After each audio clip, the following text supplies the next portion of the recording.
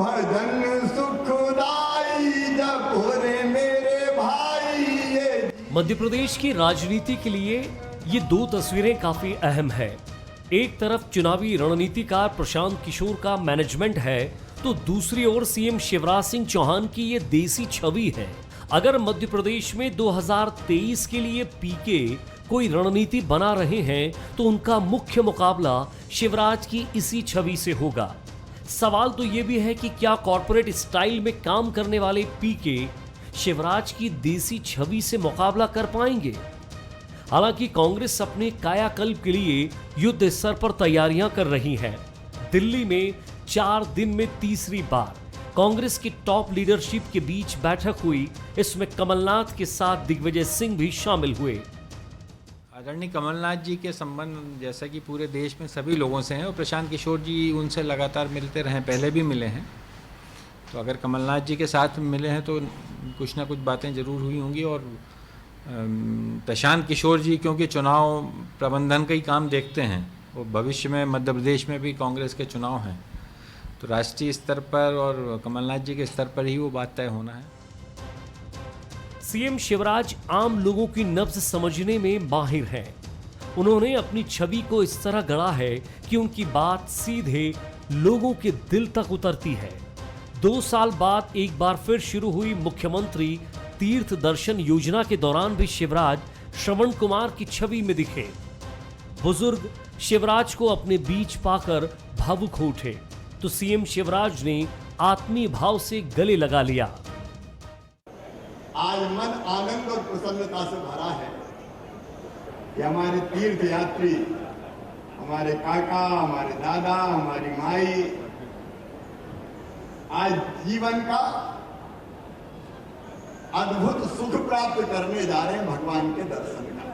आज से फिर तीर्थ दर्शन यात्रा शुरू हो रही है और अब ये ट्रेनें रुकेगी नहीं।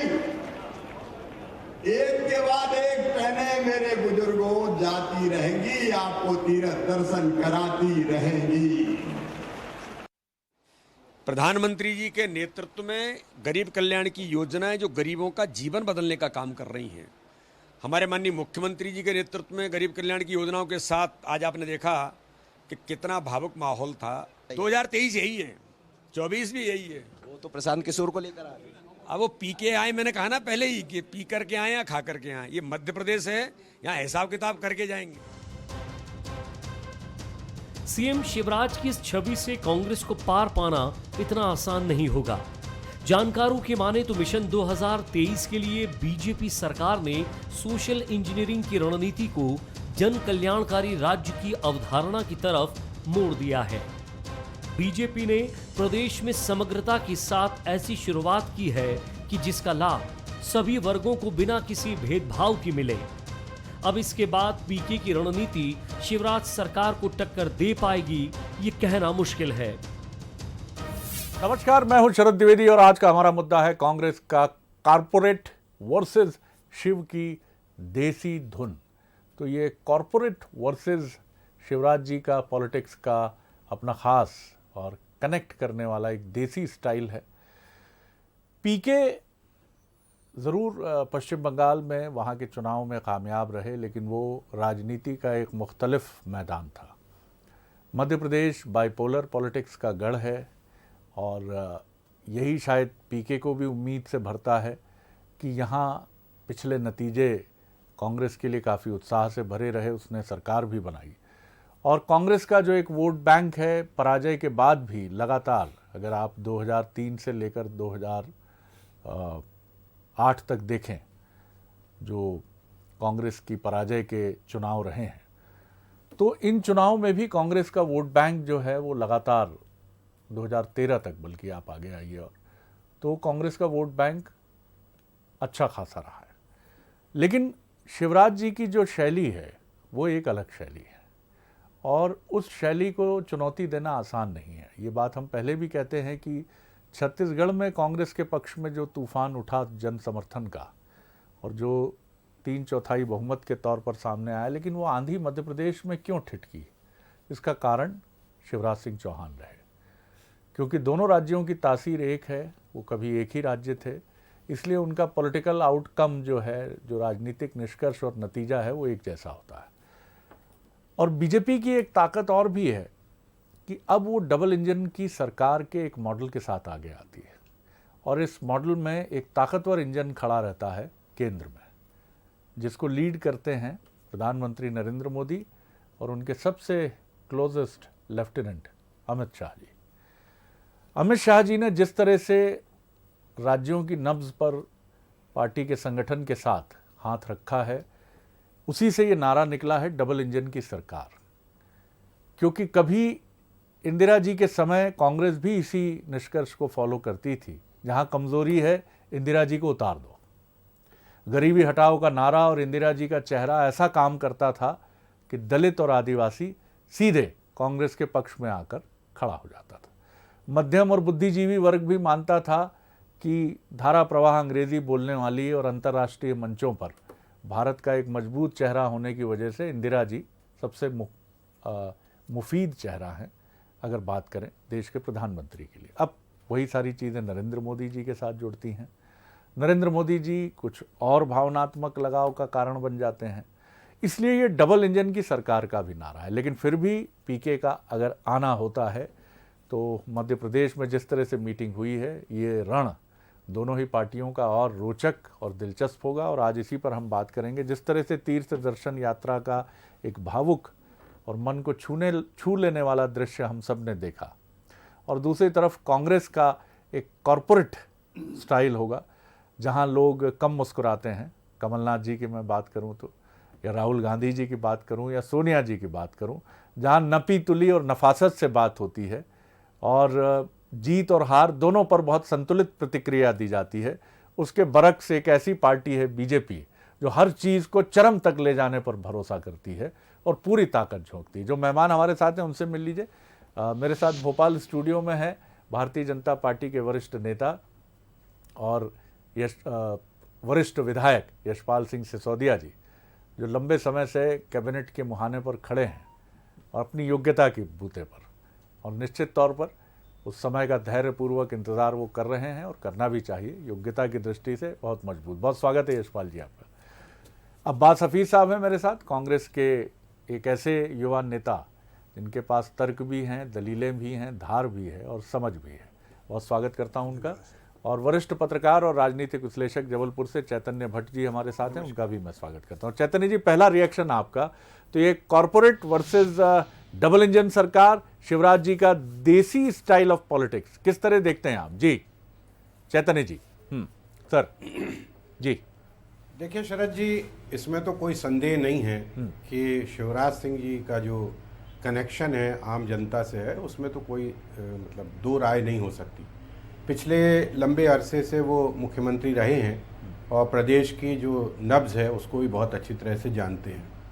जहाँ तक उनके वर्सेस पे अगर कमलनाथ जी की हम बात करें तो कमलनाथ जी ने केंद्र की राजनीति की है, स्टेट की राजनीति में कितने गुणा भाग होते हैं उससे वो बहुत ज़्यादा अनभिज्ञ रहे हैं अभी तक। और यही कारण है कि इन तमाम चुनाव जीतने के बावजूद एक बार फिर से भारतीय जनता पार्टी सत्ता में आ गई, क्योंकि वो अपनी पार्टी को संभाल नहीं पाए।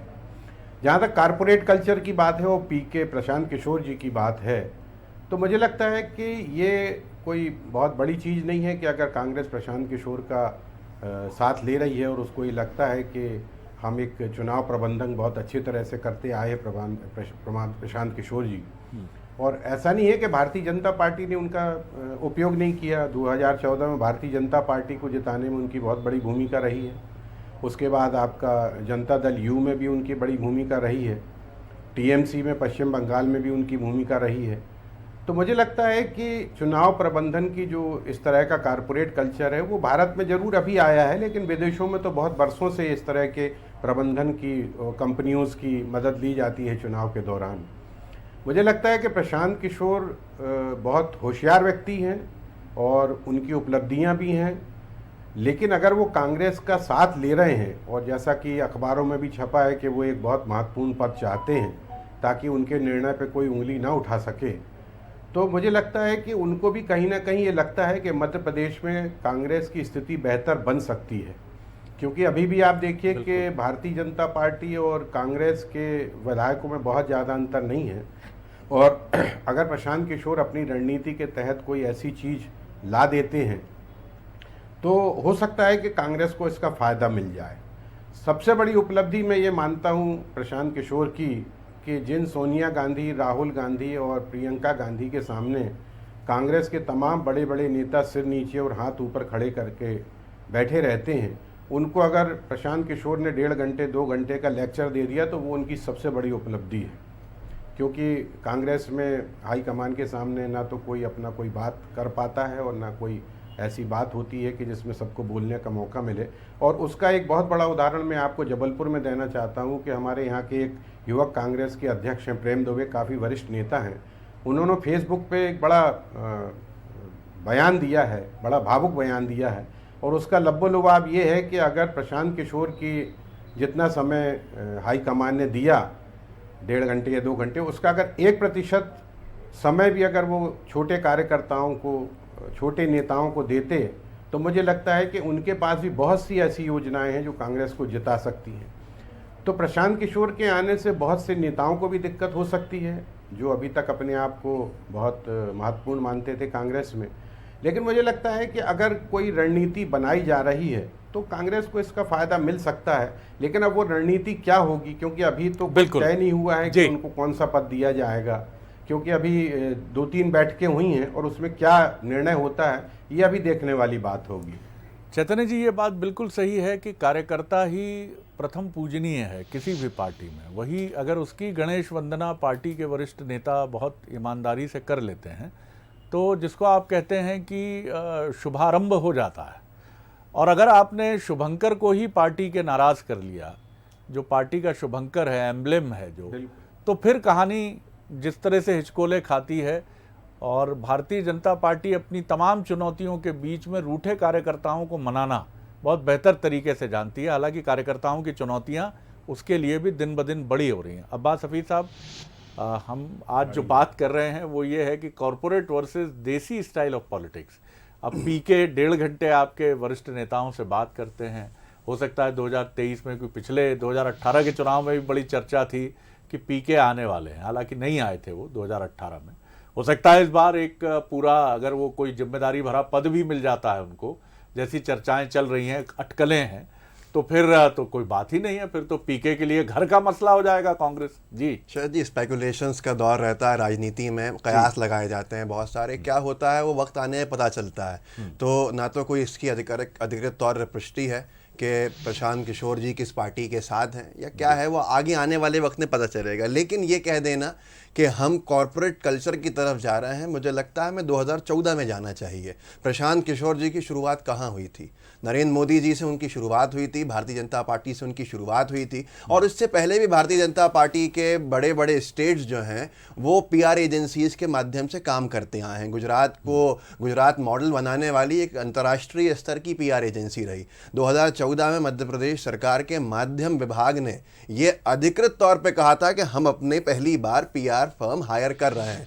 पत्रकार लोग बहुत से थे जो उन्होंने वहाँ सवाल किया था कि आप गुजरात से सीख रहे हैं, तो उन्होंने कहा था, माध्यम के जो डायरेक्टर सबसे बड़े अधिकारी, तो उन्होंने कहा था सीखना अच्छी बात है, अगर दूसरे लोग आगे बढ़ रहे हैं तो हम भी बढ़ेंगे। तो ये तो भारतीय जनता पार्टी हमेशा से करती आई है, जो PR एजेंसीज के माध्यम से काम करना। ज़मीन पर किसकी पकड़ होगी वो 2018 के चुनाव में भी देखा था, जब कहा जा रहा था कि हम कहीं नहीं हैं। तो ये तो जनता से कनेक्ट है हमारा। मध्य प्रदेश में हमारे पास एक ऐसे नेता हैं जो इस देश के सबसे बड़े नेताओं में से एक हैं। 40 साल का जिनका अनुभव रहा है, आप 45 साल का अनुभव मान लीजिए, और उन्होंने जनता की नफ्स को भी समझा है और जनता से जुड़ाव भी उनका रहा है। 15 साल की सरकार के ऊपर 15 महीने जब टक्कर दे जाएं तो हम समझ सकते हैं कि जनता के बीच में हमने क्या काम किया है। तो ये आने वाले वक्त में हमारे फ़ायदे की चीज़ें हैं, जनता के मुद्दों को उठाते हुए, जनहितैषी मुद्दों को उठाते हुए और भाजपा के झूठ से लड़ने के लिए हर स्तर पर जाएंगे। जैसे अपनी बात को पूरा करूँगा, आपके इस पैकेज के अंदर शिवराज जी का, क्योंकि आज जो उन्होंने तीर्थ दर्शन योजना का दोबारा शुभारंभ किया, दोबारा शुरुआत की, तो उसको लेकर चर्चा थी, जहाँ पर कहा जा रहा है, बनाया जा रहा है परसेप्शन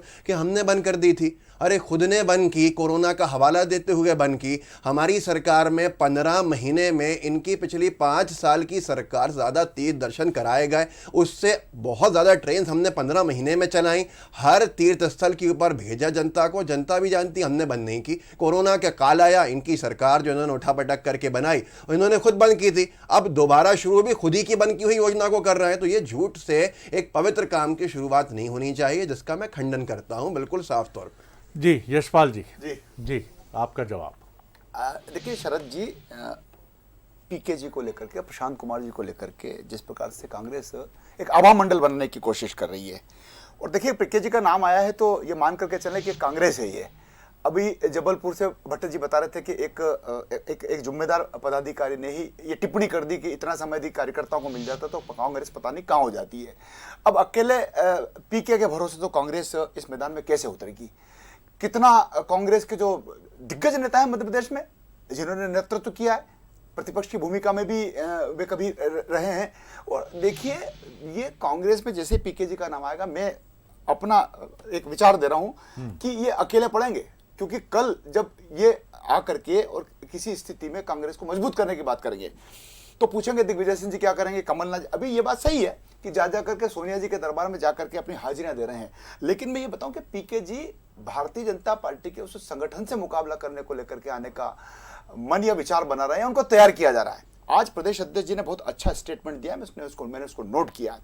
1,75,000 कार्यकर्ता प्रशिक्षण प्राप्त करेंगे 30 अप्रैल और 1 मई को, और सभी मंडलों पर हमारे ये कार्यकर्ता प्रशिक्षित होंगे, बूथ स्तर वाले, जिनमें बूथ अध्यक्ष होंगे और बूथ के महामंत्री होंगे। हमारी जो संघर्षमय यात्रा है वो जिस प्रकार से चलती है, संगठन का भाव लेकर के चलती है। और देखिए 25,000 ऐप विस्तारक भी हमारे इसमें साइबर से जुड़े हैं, वो भी प्रशिक्षण प्राप्त करेंगे। तो हमारा संगठन बहुत ताकतवर है, बहुत मजबूत और अनुशासित है। और देखिए समय समय पर जिस प्रकार से हमको राष्ट्रीय संगठन के जो नेतृत्व हैं, शिव प्रकाश जी का हमको मार्गदर्शन मिलता है, मुरलीधर राव जी का हमको मार्गदर्शन मिलता है। और मध्य प्रदेश तो देखिए जनसंघ के जमाने से लेकर के भारतीय जनता पार्टी के राजनीतिक सफर में अपनी जड़ें बहुत गहरी और मजबूत करके जनता के बीच में है। और जहाँ तक अभी अब्बास भी बता रहे थे, कमलनाथ जी की सरकार बनी थी 2018 में, पहली ट्रेन चली 2019 में, 1 बरस तक एक भी ट्रेन नहीं चली, तब जब माननीय पूर्व मुख्यमंत्री जी की हैसियत से शिवराज जी ने और भारतीय जनता पार्टी ने दबाव बनाया। मैं तो विधानसभा में हर स्थिति को देखता हूं। बजट में शरद जी प्रावधान ही नहीं किए गए थे, और जुलाई से लेकर के और देखें आप तो दिसंबर तक 6 माह में मात्र 23 ट्रेनें चली। ये 23 ट्रेनें तो अकेले हम 1-1 महीने में चला देते। और आज से हमने जो शुरुआत करी, मैं वास्तव में इस कार्यक्रम में था, जो भाव और भावनाएं प्रकट हो रही थी, माननीय मुख्यमंत्री शिवराज जी ने जिस प्रकार से हमको आशीर्वाद मंच पर मिल रहा था, गले मिल रहे थे। अब कॉर्पोरेटर जो सेक्टर के जो लोग आ रहे हैं वो गरीब का दर्द नहीं जानेंगे, वो मैनेजमेंट और प्रबंधन करने की जरूर सीख और पाठ देंगे। फिर कांग्रेस गलती करेगी, इस बात को लेकर के गलती करेगी कि आज जमाना है जनता के बीच में जाने और आने का।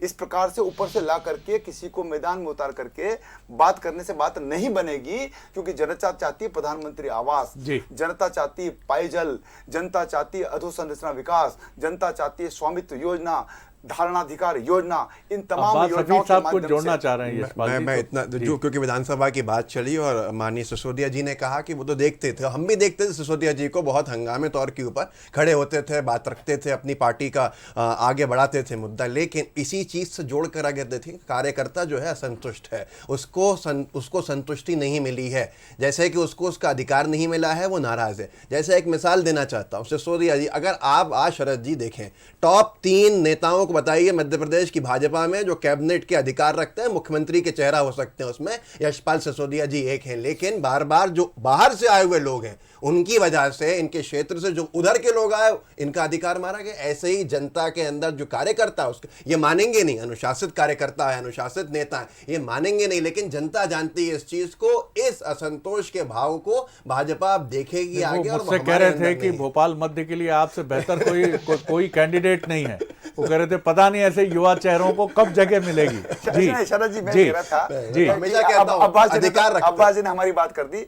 अब्बास जी, उन कार्यकर्ताओं पर भी क्या बीती होगी जब आपने केएल अग्रवाल जी को टिकट दे दिया, जब आपने पारुल साहू को टिकट दे दिया सागर से, देखिए कड़वा कड़वा थू और मीठा मीठा गप ये थोड़ी चलेगा। देखिए जब राजनीतिक आधार पर, और 1900 मैं तो आपको 67 में ले जाता हूं, जब संवित की सरकार बनी थी तब भी हमने, देखिए जहां समझौते होते हैं वो जहां सरकारें बनती है। आपके साथ हूं। अरे मैं आपका धन्यवाद। मैं बड़े आशा से देखता हूं जी। हम देखते थे जब अध्यक्ष दीर्घा में बैठते थे कि हर बात अगर कोई खड़ा होता था भावनाओं से अपनी भावनाएं तो वो खड़ा होते सिसोदिया जी और रखते थे मुद्दों को, लेकिन जब सरकार बनी तो उन लोगों को अधिकार छीन के दे दिया गया। ये गलत है, ये गलत है। मध्य प्रदेश का भला होता मध्य प्रदेश। अब्बास जी देखिए, आज की भी जो तीर्थ दर्शन यात्रा शुरू हुई है, ठीक है कमलनाथ जी ने बहुत कम ट्रेनें चली होगी, लेकिन आज अजय टंडन जी ने माननीय मुख्यमंत्री जी का धन्यवाद दिया। दमोह से उनका वक्तव्य है और उनका कही इस योजना का मैं स्वागत करता हूं। देखिए कंटिन्यूटी, कभी भी अच्छी योजनाओं का विरोध नहीं किया। देखिए हम नेता प्रतिपक्ष जी से पूछना चाहेंगे, उस समय मुख्यमंत्री की हैसियत से थे, उनका मंत्रिमंडल था, क्यों नहीं कंटिन्यू किया? कोरोना देखिए बाद में आ गया, हमने आखिरी पल तक कंटिन्यू रखा है। ये आप एक बार फिर चेक कर लीजिएगा। कोरोना काल में हवाला आपकी सरकार ने दिया, आपकी सरकार बनी और उसके बाद चलिए ये यशपाल जी काफी तथ्यपरक हैं और आप भी तथ्यपरक हैं, इसलिए मेरी दुविधा और दर्शकों की दुविधा मत बढ़ाइए, क्योंकि आपके प्रस्तुत आंकड़ों पर दोनों के संदेह करना बड़ा कठिन है। चैतन्य जी मुझे ये भी समझाइए ज़रा कि डबल इंजन एक नया जुमला जो हमने उत्तर प्रदेश और उसके पहले के कुछ चुनाव में देखा, उत्तर प्रदेश से तो ये स्थापित हो गया। डबल इंजन यानी डबल स्ट्रेंथ। आपकी जो ताकतवर लीडरशिप है राज्य में, उत्तर प्रदेश में योगी आदित्यनाथ, मध्य प्रदेश में मुख्यमंत्री शिवराज सिंह चौहान, इनके साथ अगर आप मोदी जी का कॉम्बिनेशन रख देते हैं तो कहानी बड़ी अलग हो जाती है। फिर अब अमित शाह जी और जेपी नड्डा साहब, केंद्रीय संगठन राज्यों की हालात पर बड़ी गहरी निगाह रखता है। अब वो ये नहीं करता कि क्या हो रहा है, कैसे हो रहा है, और सपोर्टिंग सारे दस्तावेज, सारे सर्वेज पीछे से स्टेट संगठन को मुहैया कराता रहता है। ऐसा करिए, ये मुद्दे उठा लिए, और खासतौर से मुद्दों को प्रस्तुत करने में या कैंपेन डिजाइनिंग में अब इस डबल इंजन की सरकार में केंद्र की भूमिका बढ़ती जा रही है। कांग्रेस में भी कभी ऐसा होता था, लेकिन अब वो स्थिति राहुल जी, प्रियंका जी, खासतौर से उत्तर प्रदेश के नतीजों के बाद, सोनिया जी स्वास्थ्य संबंधी कारणों से पीछे हैं, और मजबूत नेताओं की जो पहले एक पूरी बैटरी होती थी कांग्रेस के पास, वो अब नहीं। इसमें भले ही पल्ला थोड़ा हल्का लगे कांग्रेस का, लेकिन पीके क्या काफी कंपनसेट कर पाएंगे इसको अगर आते हैं तो? जी चैतन्य जी। नहीं देखिए शरद जी, कांग्रेस और भारतीय जनता पार्टी में एक सबसे बड़ा अंतर ये है कि कांग्रेस का जो प्रचार तंत्र है वो भारतीय जनता पार्टी के मुकाबले में बहुत कमज़ोर है। आप देखिए कि तीर्थ यात्रा वाला मुद्दा जो है वो भारतीय जनता पार्टी इतना जबरदस्त रूप से उठा दिया और उसको काउंटर करने में कांग्रेस को दिक्कत हो रही है। मीडिया भी उनका बहुत ज़्यादा साथ नहीं देता है, इसमें तो कोई संदेह की बात नहीं है। लेकिन पीके के आने से क्या फ़ायदा होगा, क्या नुकसान होगा, ये तो अभी कहना मुश्किल है। लेकिन जो डबल इंजन वाली बात कही है आपने, देखिए इसका बहुत बड़ा फ़ायदा मिलता है, क्योंकि राज्यों को केंद्र से पैसा मिलता है, और अगर राज्यों की सरकार दूसरी है और केंद्र की सरकार दूसरी है तो कहीं ना कहीं उसको नुकसान उठाना पड़ता है। और ये भारतीय जनता पार्टी के साथ एक बहुत बड़ा प्लस पॉइंट है कि केंद्र में भी उनकी सरकार है, और मुख्यमंत्री अगर जाते हैं और अपनी किसी योजना के लिए पैसा चाहते हैं तो उनको तत्काल मिल जाता है। वही फ़ायदा होता है उपचुनाव में भी। उपचुनाव में भी यही होता है कि जिसकी सत्ता होती है उसको लोग वोट देना चाहते हैं, क्योंकि उनको लगता है कि अगर हम किसी विरोधी पार्टी को वोट दे देंगे तो हो सकता है कि हमारे शहर का विकास ना हो, हमारे इलाके का विकास ना हो। ऐसा ही नगरीय निकायों में होता है, जिसकी सरकार होती है उसमें उसका फ़ायदा उसको मिलता है। तो डबल इंजन का फ़ायदा तो निश्चित तौर पे मिलता है। और आप देखिए कि भारतीय जनता पार्टी को डबल इंजन का फ़ायदा सबसे बड़ा उत्तर प्रदेश में मिला, जबकि जबलपुर उत्तर प्रदेश में तो कभी ऐसा हुआ नहीं कि एक बार जो सरकार बनी है वो दूसरी बार बन गई हो, लेकिन उसका फ़ायदा उसको मिला। यही कारण है कि भारतीय जनता पार्टी को ये लगता है कि मध्य प्रदेश में भी हमको फ़ायदा होगा। दूसरा एक सबसे बड़ा, एक मैं 2 मिनट आपको लेना चाहता हूँ कि भारतीय जनता पार्टी के नेताओं में, वरिष्ठ नेताओं में और कांग्रेस के नेताओं में ये फ़र्क है कि वो लोगों के पास नहीं पहुंच पाते हैं। आप देखिए कि अमित शाह भोपाल आ रहे हैं, लेकिन आज तक राहुल गांधी भोपाल नहीं आए, या सोनिया गांधी जी नहीं आई, या प्रियंका गांधी नहीं आई। जब तक बड़े नेता नहीं आते हैं तब तक कोई माहौल नहीं बनता है, और जब तक माहौल नहीं बनता तब तक लोगों को उनसे जुड़ने में दिक्कत। बिल्कुल ठीक है, बिल्कुल ठीक है। देखिए अब्बास साहब, ये बात तो सही है,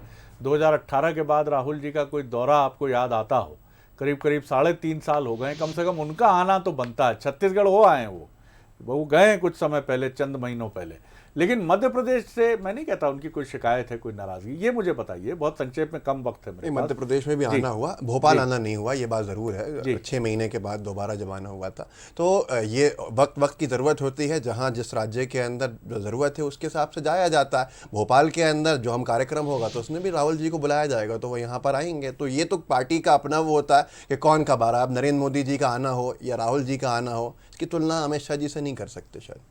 जी यशपाल जी, आपका कंक्लूडिंग कमेंट। देखिए शरद जी, जहाँ पीके जी की बात चल रही है, प्रशांत कुमार जी की बात चल रही है, बढ़ चढ़ के चल रही है, वहीं देखिए कमलनाथ जी ने जो एक निजी सर्वे कराया है, मैं उसको ये जरूर उल्लेखित करना चाहूँगा। 96 विधायकों में से 38 की हालत बहुत पतली है। इसका मायना ये है कि कमलनाथ जी को इस बात का आभास हो रहा है कि क्षेत्र में कांग्रेस के विधायकों की क्या हालत है, और उनको चेता भी दिया गया है। और देखिए अब तो चिड़िया चुग गई खेत, अब समय बचा नहीं है। और 38 विधायकों कह रहा हूँ, रिपोर्ट कार्ड ठीक कर लो, तुम्हारा रिपोर्ट कार्ड कैसे, आपके विधायक भी अरे हम तो आपकी बात कर रहे हैं। हमारा तो जो रेड जोन में हमारा सर्वे तो जनता के बीच में है। अब्बा जी आप देखना, जनता भारतीय जनता पार्टी को पसंद है, लेकिन दोनों एक दूसरे की सर्वे रिपोर्ट लेके बैठे हैं। आप दोनों एक दूसरे की सर्वे रिपोर्ट लेकर बैठे हुए हैं। नहीं, मैं तो कमलनाथ जी का जो सर्वे रिपोर्ट है, उन्होंने कहा 2 टूक का, उन्होंने उसको डिटेल बता रहा हूं आपको कि 50 आपके विधायक है, उसके अंदर आपने 38 जोड़ दिए। 38 तो उनकी हालतें खराब है, और वास्तव में कांग्रेस की जमीन पर हालत खराब है। बहुत शुक्रिया यशपाल जी, बहुत धन्यवाद अब्बास हफीज साहब, बहुत शुक्रिया चैतन्य भट्ट जी। लड़ाई दिलचस्प होगी निश्चित तौर पर। दोनों ही पार्टियां किसी भी रूप में किसी पीछे हटने के लिए कोई तैयार नहीं है।